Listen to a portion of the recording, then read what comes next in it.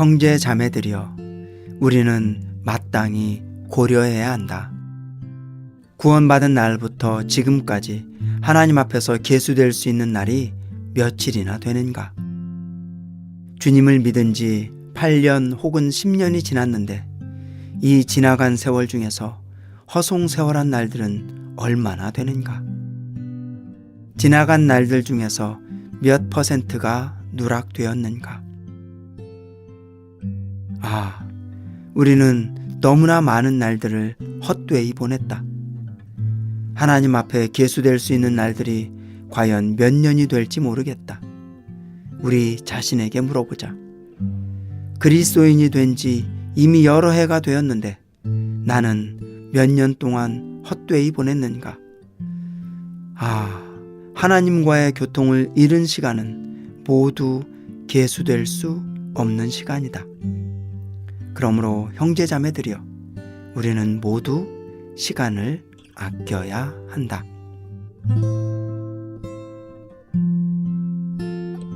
130번째 솟는샘 시작합니다.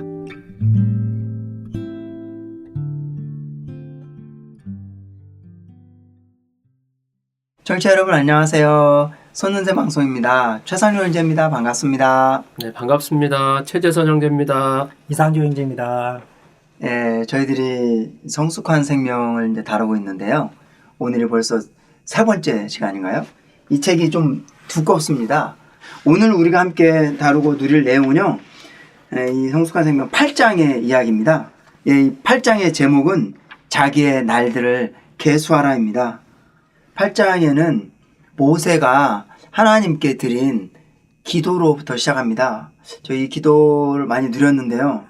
정말 새롭더라고요. 시편 90편의 12절 말씀입니다. 우리에게 우리 날 계수함을 가르치사 지혜로운 마음을 얻게 하소서. 여기 이제 계수함을 가르치사, 계수한다는 게 이제 계산하는 거잖아요. 그러니까 이제 그냥 읽어보면 내가 시간을 잘 계산해야겠다, 그렇게도 이해할 수 있는데, 여기에 그 중점은 우리의 날이 하나님 앞에 어떻게 계수되는지를 우리가 알아야 된다는 겁니다.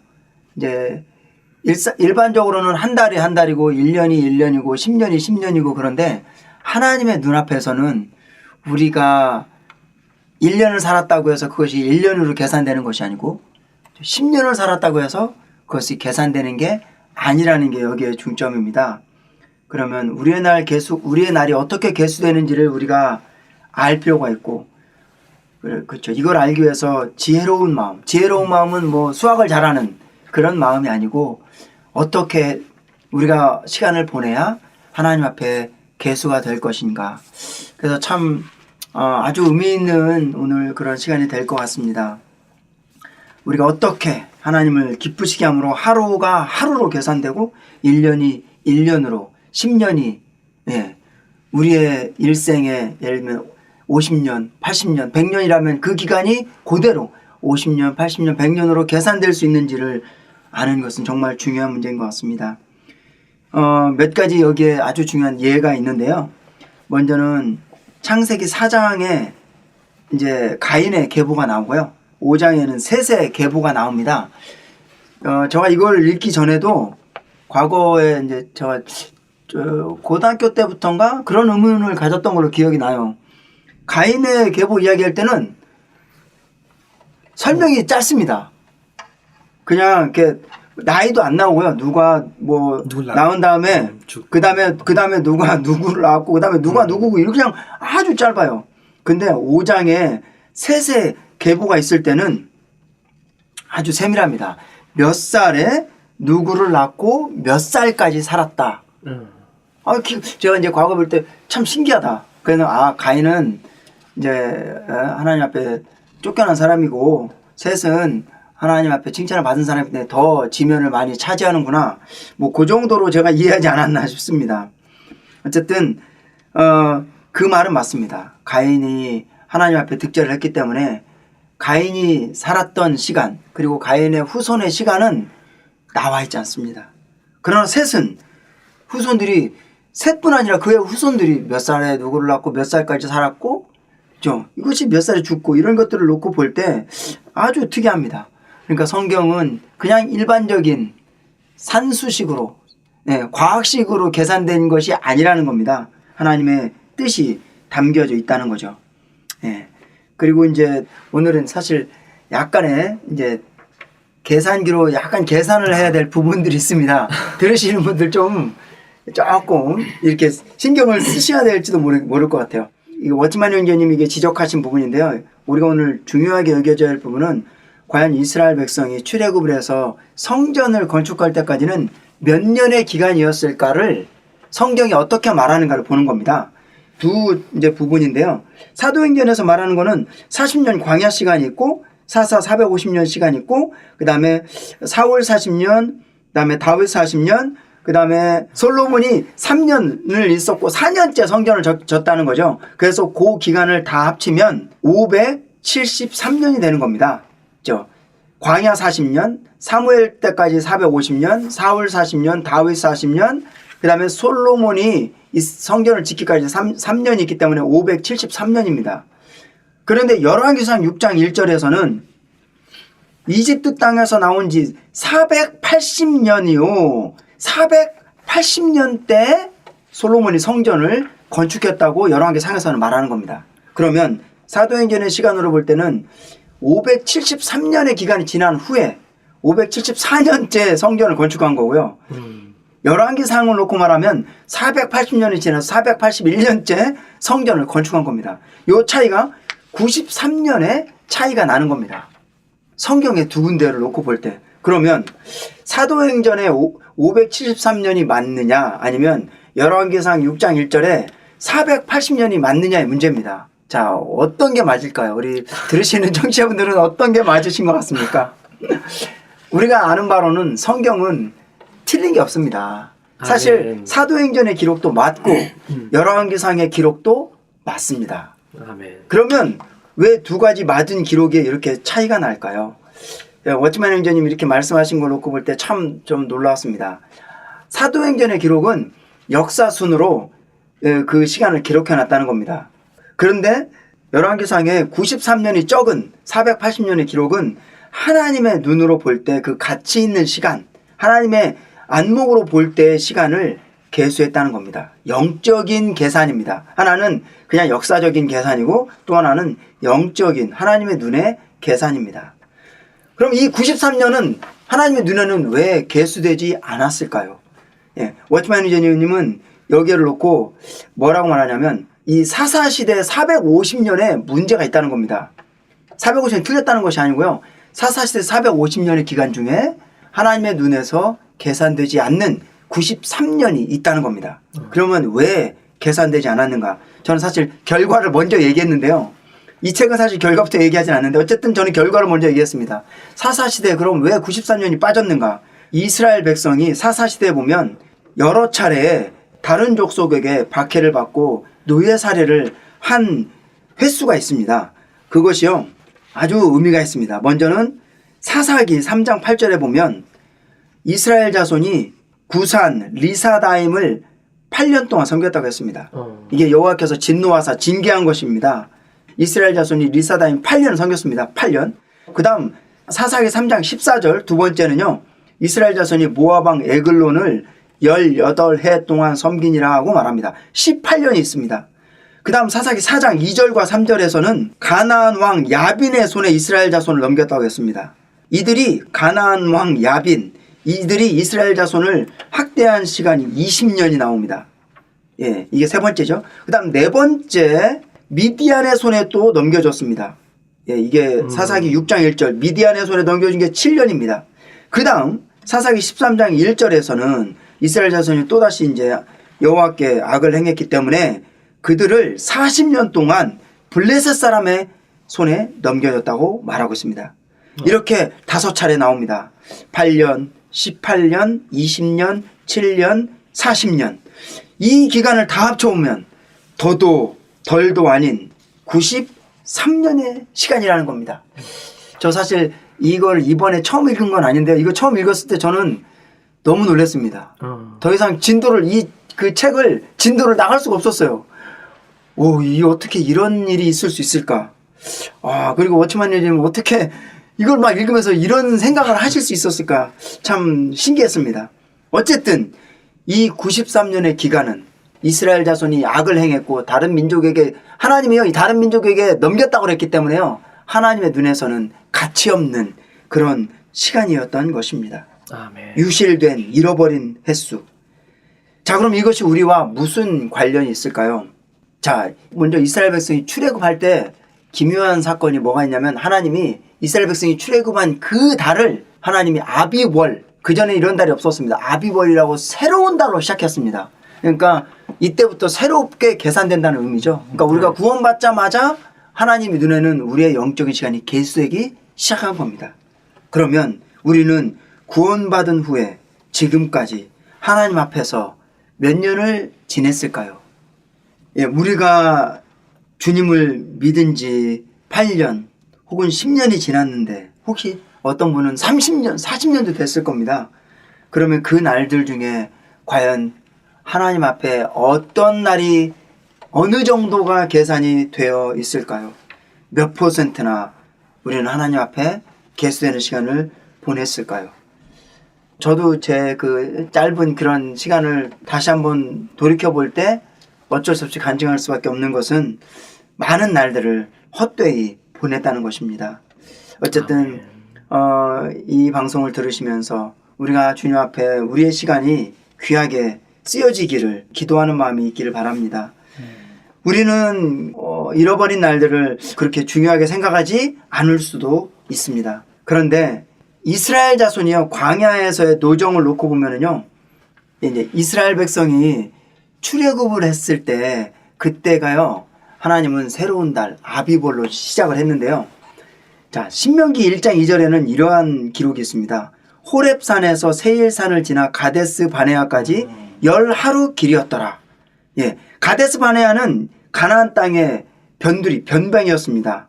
그들이 그러니까 이때 이제 시나이산을 출발하여 10하루, 11일, 10하루 길을 걸으면 가나안 땅까지 도착할 수 있는 곳이었습니다. 그런데 그들은 가데스 바네아에 와서 하나님을 믿지 않았기 때문에 가나안에 들어가지 못했던 것입니다. 그 후 그들은 광야에서 38년 동안을 방황했고 그들의 자손 때에서야 비로소 가나안에 들어간 것입니다. 사실 이 방황은 너무나 길었습니다. 2년이면 들어갈 수 있는 가나안 땅을 38년이나 허비한 후에야 들어간 것입니다. 우리의 영적 노정에서도 우리가 얼마나 많은 세월을 낭비하는지도 모릅니다. 참으로 우리가 우리의 영적인 노정을 주님 앞에서 다시 한번 비춰볼 수 있는 그러한 기회가 되기를 바랍니다. 아멘. 계속해서 아브라함의 일에서도 뭔가 우리에게 이 시간을 계수하는 면을 다시 한번 우리에게 보여주고 있습니다. 아멘.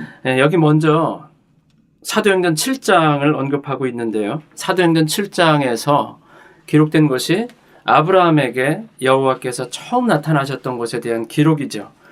그리고 나서 창세기에서 언급된 건 아브라함에게 두 번째 나타나셨던 것에 관한 기록입니다. 근데 창세기 12장에 가면 거기 아브라함의 나이가 나옵니다. 창세기 12장 4절에 가면 아브라함이 하란을 떠날 때의 나이가 75세였다고 말하고 있습니다.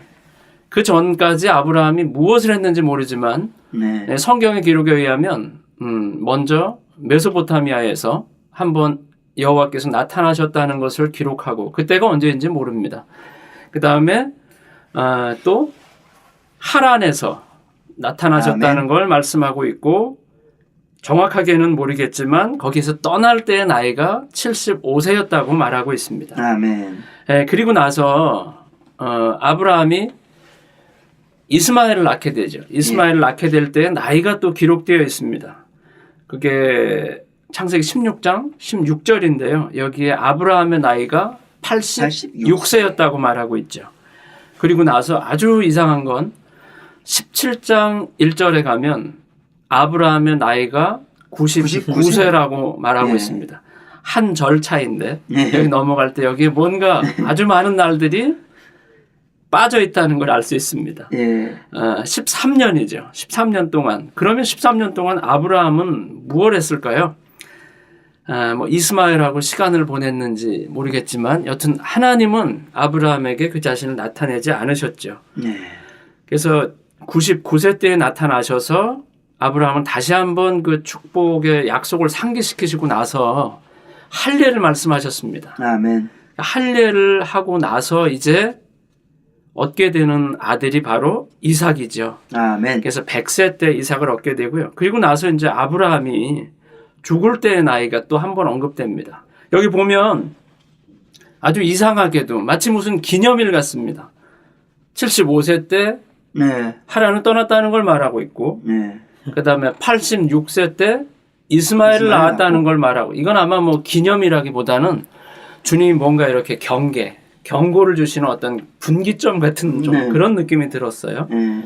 그때부터 하나님이 다시 그분을 나타내실 때까지 13년의 시간, 이 시간 동안 하나님은 이 시간을 기록할 가치가 없다고 여기셨던 거겠죠. 네. 그래서 이제 99세 때부터 다시 또 기록되어 있는데요. 여기에 그 어떤 걸 볼 수 있냐면 여기에 이걸 읽어보면 하나님이 그에게 한 번도 나타나지 않으셨고 아멘. 새로운 계시도 없고 네. 약속도 없고 그 날들은 다 공백의 날들이고 없는 날들이었다 이렇게 말하고 있어요. 아멘. 여기에서 이제 우리에게 이제 어떤 질문을 던지고 있습니다. 요 질문을 제가 한번 읽어드리고 싶은데요. 자, 여기 읽어보겠습니다. 형제 자매들이여, 당신에게 지난 몇 년 동안 새로운 체험과 빛 그리고 새로운 말씀이 있었는가? 지난 몇 년 동안 한 사람이라도 당신의 손을 거쳐 구원받은 사람이 있었는가?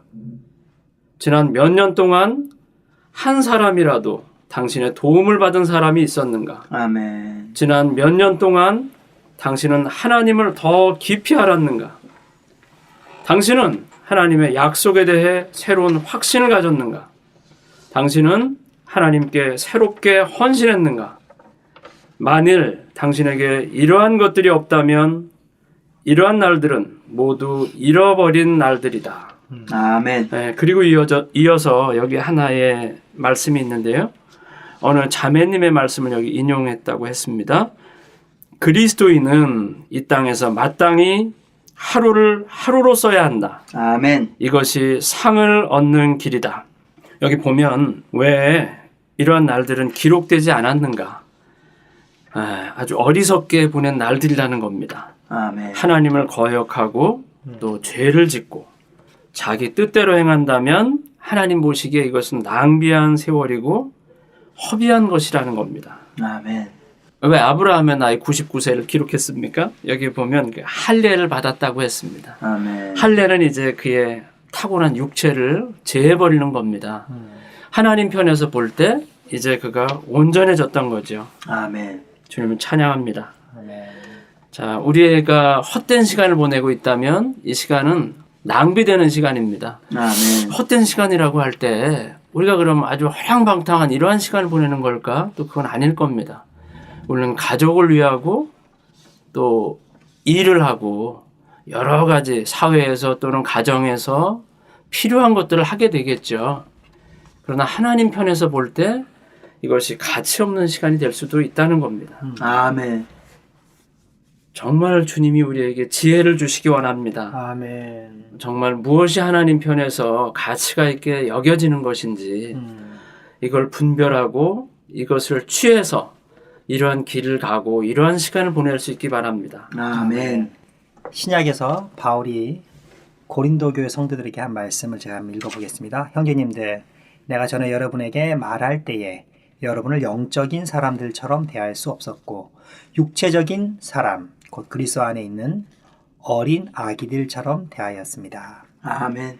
여기에서 바울이 고린도 교회 성도들이 사실은 주님을 영접한 지 몇 년이 수년이 지났죠. 근데 바울이 뭐라고 그랬냐면 영적인 사람처럼 대할 수 없고 어린 아이처럼 돼 있다는 거예요. 그리고 나서 하는 말, 나는 여러분에게 젖을 먹이고 단단한 음식을 먹이지 않았습니다. 젖은 어린아이 음식이잖아요. 네. 단단한 음식을 먹일 수 없었다는 거예요. 왜냐하면 그때에 여러분이 먹을 수 없었기 때문입니다. 근데 더 놀라운 건 그런데 지금도 여전히 여러분은 먹을 수 없습니다. 아까 이제 최상혁님 말씀하실 때 그 가데스 바네아에서 2년이면 이집트에서 나와서 좋은 땅 갈 수 있었다는 거예요. 근데 38년이나 광야에서 시간을 보냈다 그랬잖아요. 하나님의 시간 계산법은 다르다는 거죠.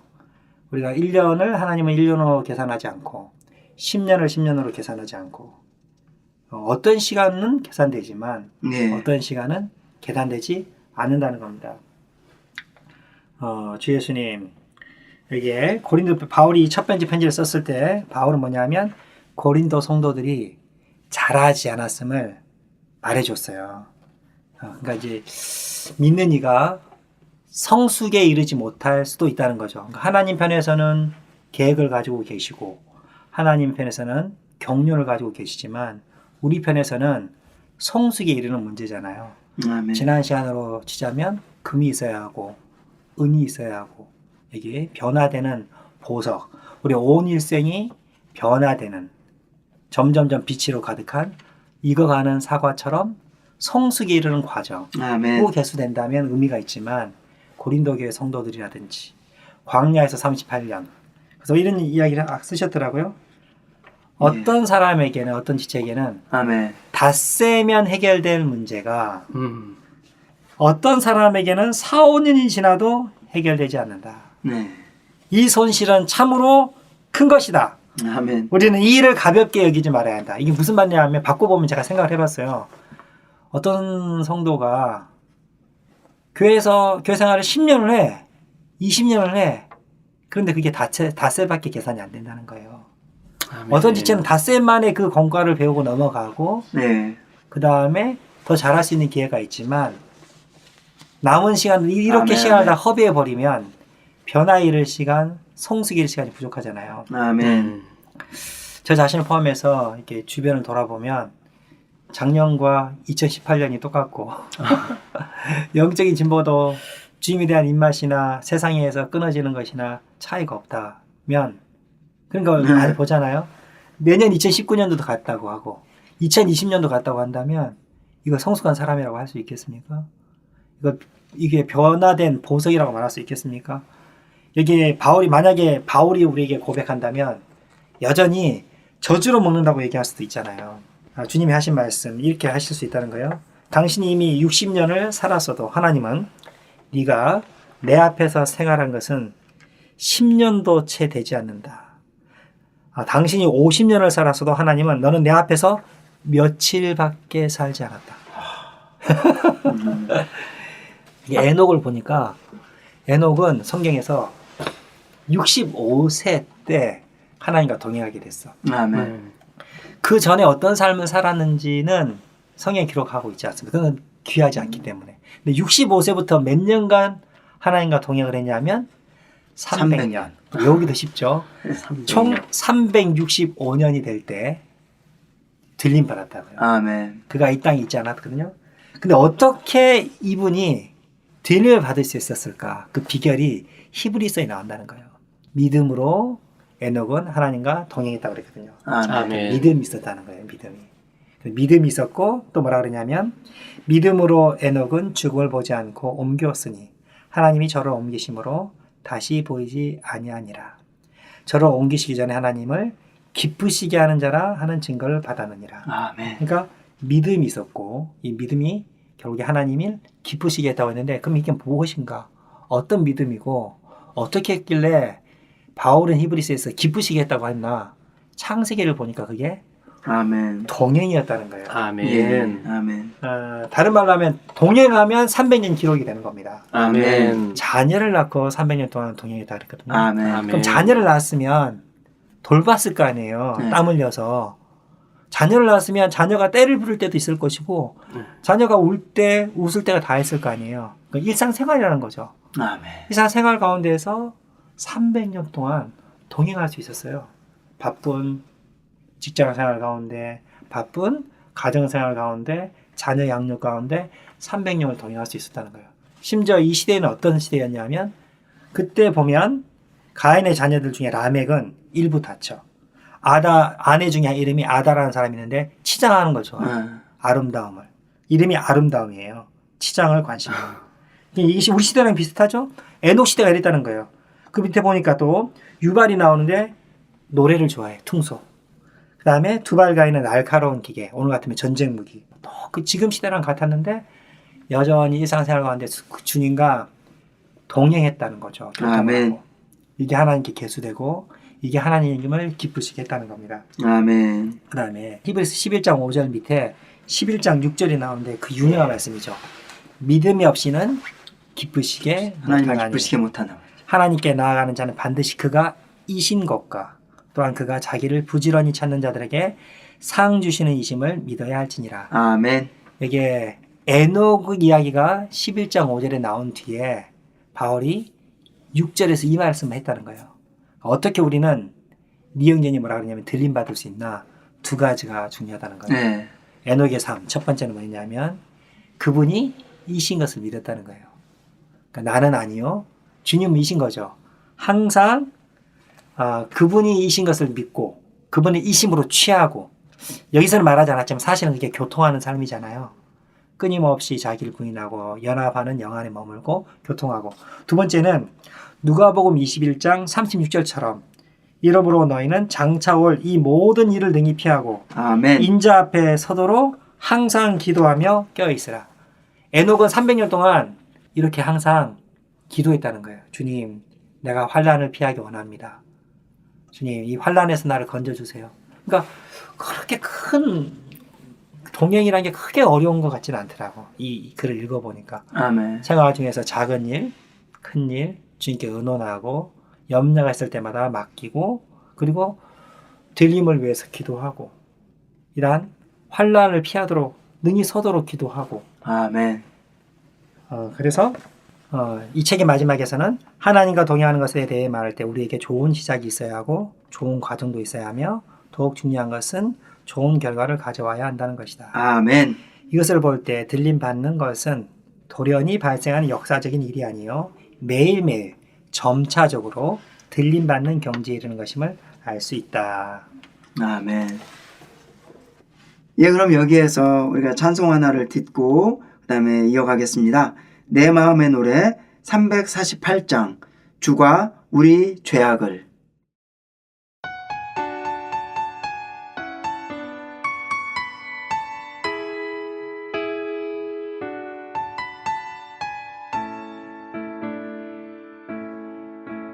주가 우리 죄악을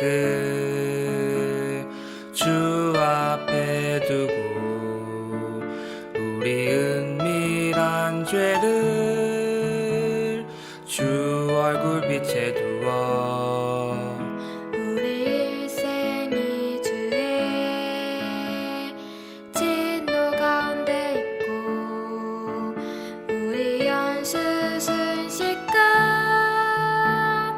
다하였나이다. 우리 연수가 70이고 강건하면 80이나 그 자랑거리는 수고와 슬픔 뿐이며 덧없이 흘러 날아가니 우리 가르치사. 지혜로운 마음을 얻게 하여 주소서. 우리에게 연수 세는 법을 가르쳐 주소서. 아침에 주의 은혜로 만족시키시어 우리 일생토록 환호하며 기뻐하도록 주가 우리에게 주신 고통의 날수만큼 우리가 당한 죄악만큼 우리 기쁘게 하여 주소서.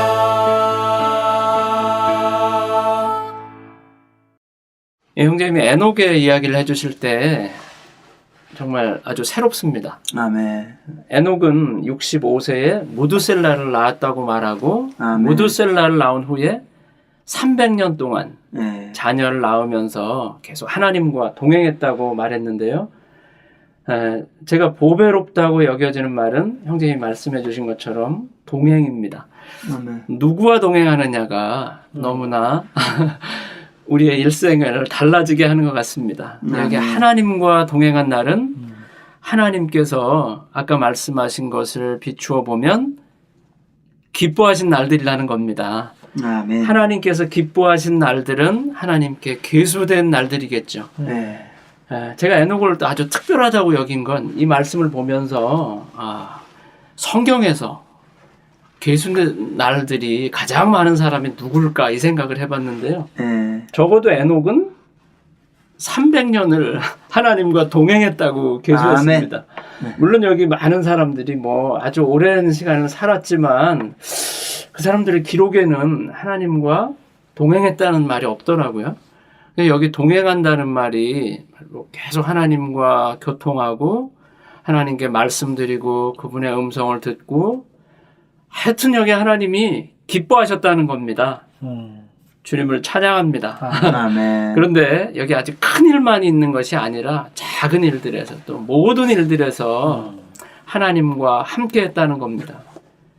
이것이 더 보배로운 것 같아요. 가령 뭐 나라를 세운다든지 뭐 큰 일을 한다든지 이런 데서 하나님과 함께 한 것이 아니라 자녀를 낳으며 일상 가운데 하나님과 동행했다는 겁니다. 아멘. 이것이 바로 하나님께 계수되는 하나의 조건이라고 여겨지는데요. 아멘. 정말 하나님과 동행하는 걸 더 배우고 싶습니다. 아멘. 예, 이 창세기 5장의 계보는 참 맞습니다. 참 신기한 것 같습니다. 틀이 딱 있습니다. 이 계보가요. 무슨 수학 공식처럼 틀이 있습니다. 뭐가 틀이 있냐면은 누가 몇 세에 누구를 낳고 그다음에 몇 년을 지내며 자녀를 낳았더라. 이런 것입니다. 그리고 몇 년에 죽었더라. 이런 식의 계속 틀입니다. 아담, 셋, 에노스, 게난 뭐 하여간 이게 다 틀입니다. 근데 유독 에녹은 거기에 뭐가 하나가 추가된 겁니다. 하나님과 동행하며 자녀를 낳았더라. 물론 다른 사람들도 다 계수가 됐습니다. 사장에는 몇 년을 살았는데도 계수가 안 됐으니까요. 다른 사람도 그냥 몇 년을 살았더라 이렇게 했습니다. 근데 에녹의 기록은 그냥 300년을 살고 뭐 이렇게 자녀를 낳았더라 이렇게 해놓지 않고 하나님과 동행하며 자녀를 낳았더라 이렇게 놓고 있습니다. 그러니까 동행이 아주 특별한 여기서는 이 5장의 계보에서 아주 특별한 단어인 겁니다. 그렇게 큰 일도 아니고 저는 이제 이상준님 말씀하시고 또 최선생 말씀하실 때 그런 동행 저도 이게 교통할 때 다시 한번 느낌이 오더라고요. 위대한 일 그것이 아니고요. 과연 어떻게 해서 동행을 했을까 잘 모르겠습니다. 그런데 이 계보의 마지막이 노아 때로 끝나잖아요. 그러면서 노아 때를 놓고 보면 뭔가 우리가 길을 찾을 수 있는 것 같아요. 아까 이상준 의원님은 이 악한 시대에 관해서 말했는데 노아의 때 사실 거기에 나옵니다. 이 계모 5장의 끝이. 그러니까 동행하면서 하나님과 동행했다는 말은 이 세상의 조류에 휩쓸리지 않았다는 거죠. 이 세상의 조류는 신약에서도 언급하죠. 노아 때 뭐냐면 사람들이 먹고 마시고 시집가고 장가가는 것에 홍수가 올 때까지 그랬다고 했는데요. 그러니까 형제님 말씀하신 것처럼 가인의 후손에 보면 누구는 뭐 전쟁 무기를 쌓고 성을 쌓고 음악을 낳고 아름다움을 꾸미고 이익을 추구하고 돈 계산하고 어쨌든 이 세상의 문화잖아요. 그러니까 이 창세기 4장 5장에서 말할 때 이때 분위기는 이 세상 그 당시의 세상이 이미 마치 오늘날의 세상 같아요. 오늘날의 대부분의 특히 한국은 더 그런 것 같습니다. 이 한류 그 문화, 음악이나 아니면 게임이나 하여간 이런 것들이 우리 젊은이들을 많이 사로잡잖아요. 벌써 우리 딸애도 6학년, 1학년인데 많이 영향이 있습니다. 벌써. 어쨌든 이 세상이 그런 세상이라는 것을 이미 4장, 5장에서 말하고 있는데 에녹은 특별하게 하나님과 동행했다는 겁니다. 이 말은 세상의 조류에 쓸려가지 않고 세상을 따라가지 않고 하나님을 따라갔다는 겁니다. 이것만으로도 엄청난 가치가 있고 하나님 앞에 계수가 되었다는 거죠. 그리고 노아의 때 마지막 정점은 이 악한 세상에서 하나님이 그분의 자녀들을 위로했다는 겁니다. 그리고 땅을 저주했다는 겁니다.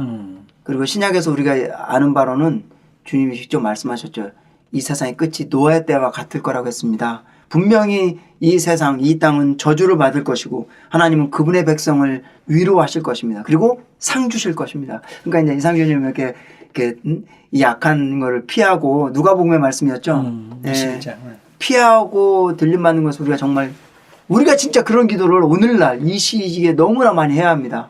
주님, 우리가 이 악한 세대에 휩쓸려 가지 않고 정말 이 악한 이 큰 환란에서 저주에서 우리가 구원을 받고 주님 앞에 주님을 만나서 주님 앞에 온전히 들림받기 원합니다. 정말로 이 기도가 우리에게 너무나 필요한 것 같아요.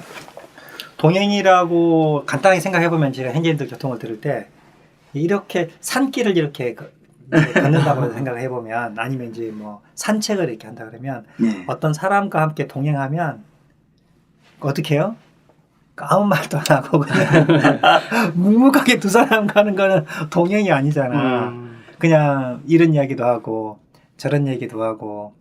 그러니까 에녹은 그런 것 같아요. 하나님과 이렇게 아주 친밀하게 아멘. 아멘. 동행이라는 단어를 제가 히브리 단어는 모르지만 동행이라는 단어를 이제 생각해 보면 이 단어를 썼잖아요 성경에. 그러니까 동행이란 말은 함께 걷는 거잖아요. 아멘. 함께 걷는 건 아주 정말 친밀한 거잖아요. 그리고 아멘. 아주 어려운 얘기도 하죠. 물론 같이 그러겠죠. 가면 자녀 이야기도 친구랑 같이 산책을 하면 얘기할 수도 있고 뭐 여러 가지 얘기도 할 수 있지만 시시콜콜한 거 주로 많이 하잖아요. 네. 시시콜콜한 거 얘기하면 뭐 건강에 뭐가 좋은지 예. 나 요즘 머리에 새치가 난다. 너는 어떠냐? 나 오늘 음식점이 어디가 맛있더라. 같이 가볼래? 요즘 너는 어떻게 사니? 이렇게 여러 가지를 이야기하잖아요. 근데 자녀들은 잘 크니? 그다음에 야 우리 옛날에 참 좋았었지 등등. 아주 긴밀하게 아멘. 걷는 거잖아요. 같이 공감하고 맞장구 쳐주고 염려도 이야기하고. 여기 에녹은 하나님과 300년 동안 그런 삶을 살았다는 거예요. 아멘. 이렇게 생각하니까 동행은 그렇게 어려운 게 아닌 것 같아요. 음. 근데 이게 뭐였냐면 처음에 휴고된 사람이잖아요. 이게 아멘. 창세기 각주에 보면 첫 번째 원칙을 얘기하면서 이게 휴고의 첫 번째 아멘. 원칙을 아멘. 세웠다는 거예요. 첫 번째 원칙이 뭐냐면 동행하는 거. 아멘. 어떤 사람이 동행하느냐, 어떤 사람이 휴고되느냐. 아까 히브리서 이 각주에도 나와 있거든요. 예, 제가 예. 그 부분 한번 읽어볼게요. 에녹은 휴고됨으로써 사람의 타락의 최종 결과인 죽음에서 벗어났다. 휴고에 대한 첫 번째 원칙은 휴고에 대한 원칙을 세운다. 그 원칙은 휴고되는 것이 우리가 얼마나 하나님과 동행함으로 신성한 생명 안에서 얼마나 성숙했느냐에 달려있다는 것이다. 아멘. 에녹은 300년 동안 밤낮으로 하나님과 동행했다. 그리고 이제 히브리서 언급이 되거든요. 히브리서는 우리는 동행하면서 어렵지 않은 것 같아요. 계속 주로 어떤 이야기를 주로 하느냐면 에녹은 히브리서 이야기를 했을 것 같아요. 저 당신은 이십니다. 아멘. 이 환경을 아멘합니다. 또 주님 말씀하신 거 아멘합니다. 나는 아니고 당신은 이십니다. 그리고 누가복음 21장처럼 여기 12광줄에서 니영진님 이런 말씀하셨더라고. 잘 성숙하고 잘 교통하면 그날에 능히 주님 앞에 두려움 없이 선다.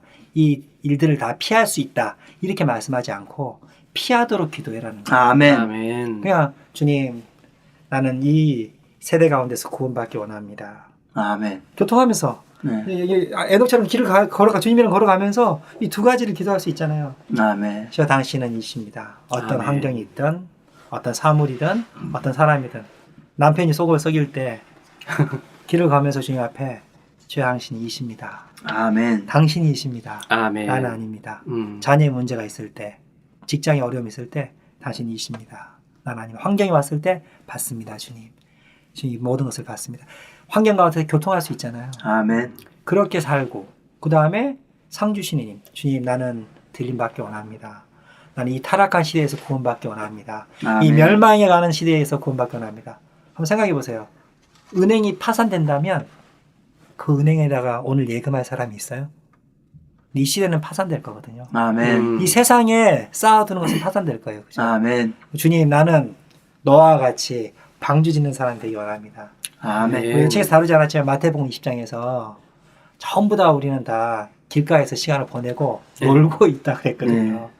시간을 전략해서 주님 앞에 계수되는 동행함으로써 아멘. 기억되고 주님께 기념이 되고 계수되는 300년 살았던 에녹과 같기를 원합니다. 아멘. 마태복음 20장에서 이제 이 책에서 나오는 이 이야기를 놓고 보면 이제 장터에서 이 일꾼들을 불러오는 이야기인데요. 주인이 이제 이렇게 한다는 거죠. 제 3시쯤 나가 장터에 할 일 없이 서 있는 사람을 봤다는 거예요. 네. 그래가지고 여러분도 포도원으로 들어가시오. 내가 품삯을 주겠소. 여기에서 요점은 이 사람들이 노는 사람들이 길거리에 있었다는 거예요. 그죠? 그러니까 제 30쯤 나갔고요. 그 다음에 제 60와 제 90쯤 나가니까는 또 노는 사람들이 또 그렇게 했고 제 11시쯤 나가서 왜 종일 여기서 하는 일 없이 서 있소. 종일. 우리를 고용해 주는 사람이 없기 때문이다 하니까 집주인이 여러분도 포도원으로 들어가시오라고 하였습니다. 그러니까 이 부분을 전 사실 이 책 읽으면서 이 부분을 이렇게 인상을 가본 건 처음인데요. 종일 왜 서 있어 이 말을 어쩌면 이제 뭐라 했냐면은 종일 서 있는 거는 우리가 온 일생을 하는 일 없이 낭비할 수 있다는 겁니다. 우리는 경고를 받아야 합니다. 우리가 온 일생을 낭비할 수 있다는 겁니다. 자, 이와 관련해서요.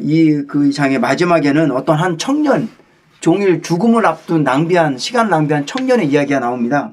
이 청년은 폐병에 걸려서 죽게 되었답니다. 근데 나이 많은 하나님의 종이 그에게 복음을 전했대요. 주 예수님께서 그의 모든 죄를 짊어지셨으니 회개하십시오. 이 복음을 이 청년이 복음을 듣고 처음에는 내가 이렇게 죄를 지었는데 어떻게 용서를 받을 수 있을까 했는데 결국 어쨌든 구원을 받았답니다. 그 다음에 이 청년이 며칠 후부터 근심이 많았다는 거예요. 그래서 이 복음 전하는 사람이 하나님의 종이 왜 그런가 이렇게 했는데 이 청년이 하는 말이 이겁니다. 제가 세상에서 살들은 다 지나갔습니다. 마치 장터에 종일 노는 사람처럼 다 지나갔습니다. 주님을 만날 때 저는 무엇을 가지고 가겠습니까? 폐병으로 죽음을 앞둔 청년입니다. 이때 그 하나님의 종이 이렇게 말했답니다. 어쨌든 이 사람이 그랬다는 거죠. 이 폐병에 걸린 사람이 저는 빈손입니다. 어떻게 제가 이 빈손으로 주님을 만날 수 있겠습니까? 자, 하나님의 종은 이 단어에 아마 감명을 받은 것 같아요. 그랬답니다. 이렇게 했답니다. 근심하지 말게. 내가 자네가 한 이 말을 제목으로 하여 찬송가를 짓겠네. 사람들이 이 찬송가로 인해 감동을 나가서 복음을 전하면 그 상은 모두 자네에게 돌아가게 되네. 그래서 그 찬송가가 바로 우리 찬송가 복음서원 찬송가 668장입니다.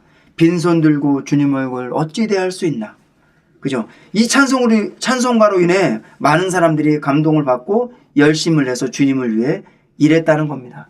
어쨌든 자, 장터에서 종일 노는 사람, 이 노는 사람도 주님은 찾아가서 일을 시켰습니다. 그럼 우리는 우리의 일생을 어떻게 보내야 할까요? 저도 생각해 봤습니다. 아, 내가 정말 오늘 하루도 낭비할 수 있구나. 주님의 긍휼은 무한합니다. 내가 낭비하더라도 주님이 우리의 시간을 충분히 보상해 주실 수 있을 겁니다. 그래서 요엘서에도 그 말씀이 있죠. 예, 황충과 그런 벌레 먹은 날들, 그런 날들이 주님이 우리를 갚아줄 거라고 했는데요. 어쨌든 우리는 장래에 우리가 다 잃어버리고 주님 갚아주십시오. 그렇게 아마 생각할 분은 여기 적어도 들으시는 분은 없을 겁니다. 우리가 오늘 가져야 할 마음은 만약에 혹시나 지금 들으시는 분이 연장하신 분도 계실 수 있잖아요. 그래서 나 잃어버린 날인데 어떻게 하란 말이냐. 예, 그럴지라도 지금이라도 주님의 긍휼이 우리에게 임해서 충분히 보상을 받을 수 있고요. 만약 살아갈 날들이 많은 분이라면 우리는 주님 정말 내 일생을 낭비하지 않게 원합니다. 그죠? 내 일생을 주님 앞에 계수되게 원합니다. 이런 마음이 정말 있어야 될 것 같습니다. 그 마태복음 20장에서 그 말씀을 볼 때 좀 그게 참 이상하다고 생각했어요. 하는 일 없이 서 있다. 종일 서 있다. 그리고 나중에 그런 장면이 있죠. 나중에 계산해서 줄 때 나중 온 사람부터 그다음에 하루 종일 일했던 사람은 더 받을 거라고 생각했는데 한 데나리온 똑같이 받았을 때 저는 이게 참 이상하다고 생각을 했는데 지금 이제 이 책을 볼 때 좀 인상적인 것 한 가지는 아멘. 포도원에 들어가라고 말하고 있습니다. 예. 이 포도원에서 하는 일만 하나님께서 계산을 해주신다는 거죠. 아멘. 그 외의 일들은 사실은 장터에서 서 있는 일이나 하나님 편에서는 다름이 없습니다. 여기서 왜 놀면서 서 있느냐. 하나님 편에서 볼 때 그가 무슨 일을 하고 있는지 모르지만 그렇죠. 아주 중요한 일을 하고 있을 거예요. 어떤 사람도 다 그 자기의 위치에 따른 일을 하고 있겠죠. 네. 가정을 위해서 또 사회를 위해서 어떤 사람은 뭐 나라를 위해서 뭔가를 하고 있겠죠. 근데 하나님 편에서 볼 때는 놀고 서 있는 일이라는 겁니다. 예. 그러니까 하나님께서 인정하시는 일의 범위가 있다는 거죠. 그러니까 여기서는 이제 포도원이라고 했는데 포도원은 뭐 우리가 성경을 읽은 분들이라면 누구나 아시다시피 구약에서는 이스라엘 나라를 포도원에 네, 비유했고 신약에서는 왕국. 바로 교회, 아멘. 네, 또 교회, 또 왕국, 아멘. 또 그리스도의 몸인 우리의 이러한 생활을 사실은 포도원이라고 말했죠. 아멘. 그러니까 우리의 어떠한 일들이 하나님 편에서 계산해 주실 수 있는 일들인가? 바로 그분의 포도원에 들어가서 하는 일이 바로 하나님 편에서 계수하고 계산해 주시는 일이라는 겁니다. 아멘. 근데 이 포도원이라고 할 때 저는 오늘날 이제 교회 생활이 바로 우리의 포도원 생활인 것 같습니다. 예. 이 생활은 주님이 놀고 있다고 말하지 않으실 겁니다. 예. 다 계산해 주실 건데요. 정말 저는 포도원에서 일하고 싶습니다. 아멘. 아멘. 정말 놀라운 거는요. 저희가 요새 이제 교회 생활 안에서 누리고 있는 것처럼 하나님이 기뻐하시고 갈망하시고 원하시는 것이 아멘. 그분의 교회, 그리스도의 몸을 건축하는 거라는 것이 아주 분명하죠. 아멘. 여기에 대해서 아마 우리 교회 생활하는 지체들은 조금도 의문을 갖지 않으실 겁니다. 아멘. 예전에 어느 분이 그런 이제 간증을 하시더라고요. 어느 나라에 어느 교회를 가서 보았는데 거기에 식구들은 거기에 지체들은 모든 일의 초점이 중심이 교회 여기서 말하는 포도원이었다는 거예요. 어떤 사람이 가서 일을 열심히 해서 돈을 버는데 왜? 교회를 위해서. 아멘. 또 어떤 사람은 나가서 또 무언가를 하는데 교회를 위해서. 아멘. 모든 생활의 중심이 교회였다는 거예요. 아멘. 여기에서 보면 이것이 바로 하나님께서 정하신 일의 범위라는 겁니다. 아멘. 이게 정말 새로운데요. 아멘. 정말 이제 좀 포도원이 막연하지 않고 우리에게 너무 이렇게 구체적이네요.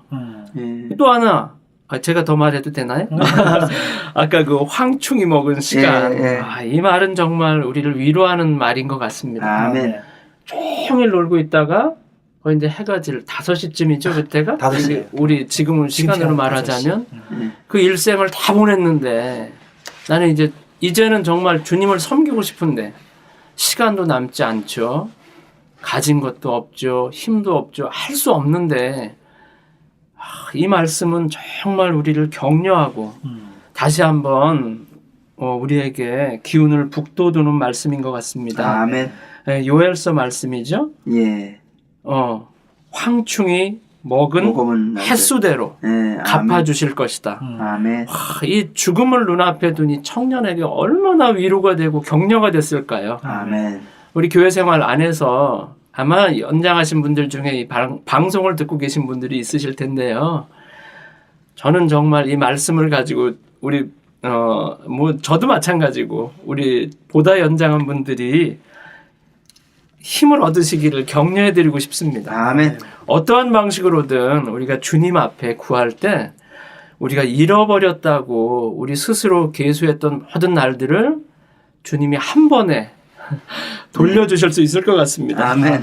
이 찬송이 저를 격려하는데요. 아멘. 이 찬송을 듣고 감동을 받고 일어나서 복음을 전한다든지 이러한 사람들의 열매에 모든 그 질병으로 이제 죽음을 눈앞에 두니 청년이 참여할 수 있다. 아멘. 그대도 이 상을 받을 수 있다는 이러한 말은 얼마나 격려가 되는 말인지 모르겠습니다. 아멘. 한 면에서 잃어버리는 것 때문에 우리는 두려워해야 하지만 또 잃어버린 날들로 안타까워하면서 이러할 때 또 이러한 말씀이 우리를 격려하는 것 같습니다. 아멘. 예, 맞습니다. 최인재님 말씀하실 때 아까 포도원에서 일하지 않는 모든 시간은 장터에서 네. 놀고 서 있는 것. 다른 말로 하면 하나님께서 계수하지 않는 거잖아요. 근데 교회, 그분의 왕국을 위해서 우리가 산 것은 직장이든 무엇이든 우리 삶이 아멘. 포도원에서 있는 것만 하나님이 드시고 포도원에서 일한 것만 계수되는 거잖아요. 아멘. 근데 여기에 황충 이야기 하셨지만 격려가 되는 말씀이 하나 있어서 제가 읽어드리면 시편 한 구절 다윗이 84편에서 주의 궁정에서의 한 날이 아멘. 다른 곳에서의 첫날보다 나은즉. 아멘. 여기 보니까 우리가 세월을 아끼면 하루가 첫날이 될 수 있다는 거예요. 아멘. 그래서 근데 어디요라고 했냐면 궁정에서. 예. 아멘. 주님이 교회 안에서 생활한 것은 다 갚아주시는 시간이고 아멘. 교회를 위하여 기도하고 이 포도원을 위해 기도하고 포도에서 열심히 일하는 것은 주님이 계수하는 시간입니다. 아멘. 아멘. 예, 저도 그 문장이 정말 너무 좋더라고요. 우리가 허비한 10년 중에서 계수될 날이 하루밖에 없다 해도 다만 우리가 세월을 아끼면 하루가 첫날이 될 수 있다. 다윗은 주의 궁정에서의 한 날이 다른 곳에서의 첫날보다 나은즉이라고 말했다. 하늘에서의 날은 24시간을 하루로 계수하지 않는다. 하나님의 계산법은 다르다. 우리의 봉사가 하나님의 뜻에 합한 것일 때는 하루가 많은 날들과 같을 것이다. 네, 이러한 글이 우리 청취자분들, 우리 모두에게 큰 위로가 되기를 바랍니다.